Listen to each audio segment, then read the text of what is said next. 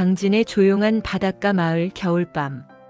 초라한 초가집 한켠에서 한 남자가 붓을 잡고 있습니다. 손끝은 차갑지만 눈빛만큼은 여전히 뜨겁죠. 하늘이 나를 버렸구나. 하지만 나는 아직 사람을 버리지 않았어. 그 한마디에는 삶의 절망과 인간에 대한 믿음이 함께 묻어나 있었습니다. 오늘은 조선의 천재이자 현실에 상처받은 한 인간, 정약용의 잊혀진 18년 이야기를 함께 걸어볼게요. 1762년 남양주 마현에서 한 소년이 태어납니다. 어려서부터 생각이 깊고 질문이 많았어요. 세상을 바꾸고 싶은 마음, 그게 정약용의 시작이었죠. 그가 원한 건 단순한 출세가 아니었습니다. 사람이 사람답게 사는 세상, 그게 그의 꿈이었어요. 글은 날카롭고 생각은 새로웠습니다. 이른 나이에 과거에 합격하고 정조 임금의 눈에 들어 정책을 맡게 되죠. 정조는 그를 아꼈습니다. 약용은 내 사람이다. 그가 있으면 나라가 바로 설 거야. 하지만 그 시절 조선은 붕당 싸움과 부패로 흔들리고 있었죠. 다사는 실학이라는 새로운 사상으로 현실을 바꾸려고 했어요.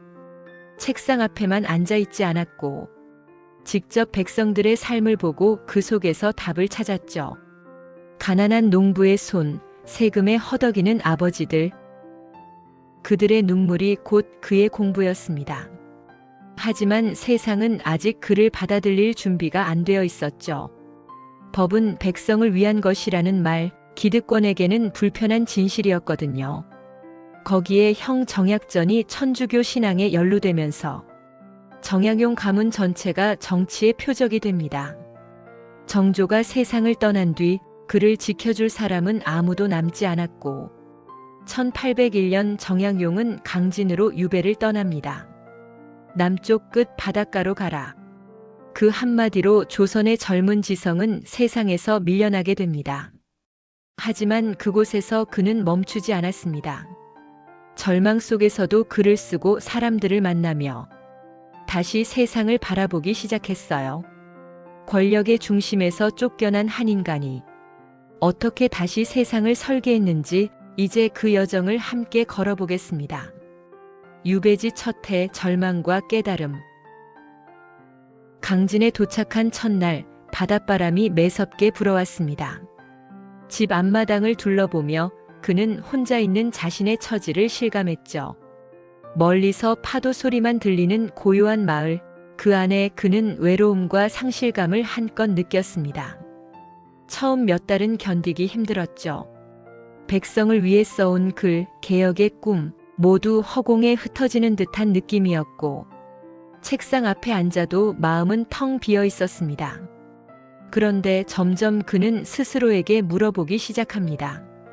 정말 내가 할 수 있는 일이 아무것도 없을까?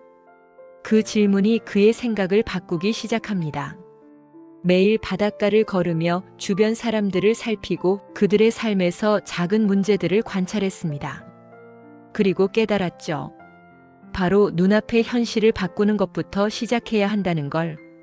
그때부터 글을 다시 쓰기 시작합니다. 유배라는 절망 속에서도 그는 백성을 위한 행정과 법, 사람 사는 세상에 대한 고민을 멈추지 않았습니다. 작은 책상 위에서 그는 목민심서와 흠음신서의 초안을 떠올립니다. 한 글자 한 글자 백성의 삶을 조금이라도 나아지게 하겠다는 마음으로 적어나갔죠. 유배지 생활은 고통스럽지만 그 안에서 그는 자신과 세상을 새롭게 보는 법을 배웠습니다. 외로움과 절망이 오히려 그의 생각을 깊게 만들었죠. 때로는 밤하늘을 바라보며 자신에게 다짐합니다. 앞으로 남은 시간을 헛되이 보내지 말자. 그렇게 다사는 유배 첫 해를 보내면서 절망 속에서도 희망을 발견했고 자신이 걸어가야 할 길을 다시 확인했습니다. 이제 그는 단순한 학자가 아니라 백성을 위한 철학자, 현실을 바꾸는 실천가로 조금씩 성장하기 시작합니다. 목민심서와 흠음신서 탄생. 유배지 생활 몇 년이 지나면서 다사는 점점 주변 사람들과 마을을 관찰하며 백성을 위한 작은 실천을 생각하기 시작했습니다. 그의 눈에는 늘 고달픈 농민과 억울한 백성들이 보였습니다. 세금 때문에 쪼들리는 농부, 법의 그물에서 희생되는 사람들, 그들의 삶이 그의 마음을 흔들었죠.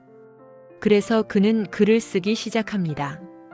목민심서에는 관리를 어떻게 해야 백성이 편히 살 수 있는지, 어떤 법과 정책이 실제로 도움이 되는지를 담았습니다. 흠음신서에는 죄를 다루는 법과 재판의 원칙, 그리고 억울한 백성을 보호하는 방법을 기록했습니다. 모든 글은 현실에서 나온 경험과 관찰에서 시작했습니다. 책상 앞에서 머리로만 생각한 것이 아니라 바닷가, 마을, 산길, 논밭을 걸으며 직접 눈으로 보고 마음으로 느낀 것들이죠. 다산의 글에는 단순한 지식이 아니라 사람에 대한 따뜻한 마음이 녹아 있었습니다. 백성 한 명, 한 명의 삶을 이해하려는 진심이 글마다 배어 있었죠.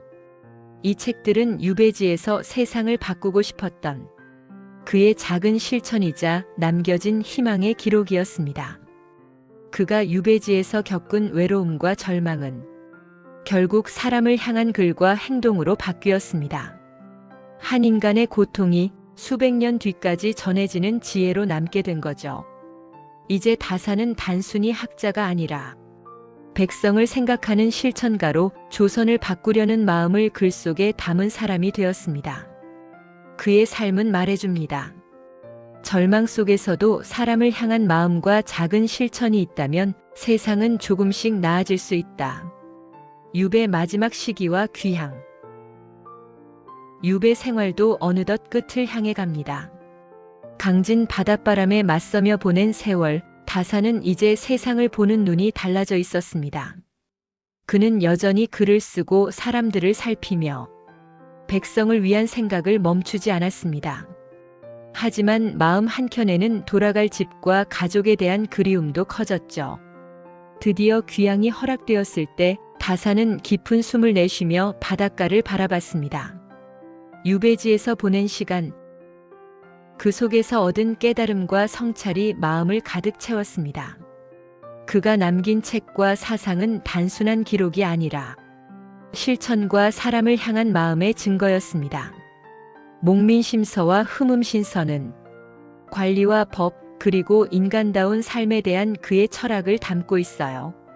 유배지에서 얻은 경험은 그를 단순한 학자가 아닌 백성을 생각하는 실천가로 만들었습니다. 조선 사회를 바꾸려는 작은 움직임이 후세에도 깊은 울림으로 전해졌죠. 다산의 삶은 말해줍니다.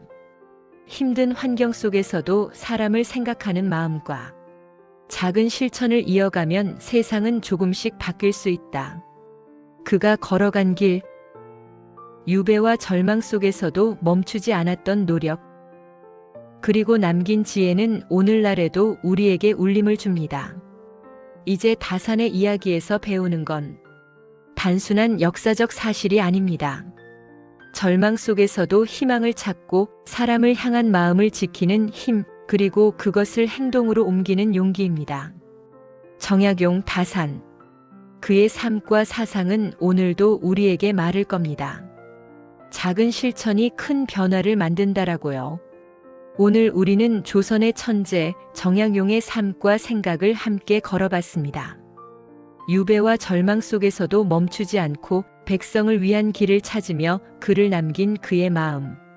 그가 남긴 지혜는 단순히 옛날 이야기가 아니라 오늘을 사는 우리에게도 큰 울림을 줍니다. 작은 실천이 세상을 바꿀 수 있다는 믿음, 사람을 향한 따뜻한 마음, 그리고 포기하지 않는 용기.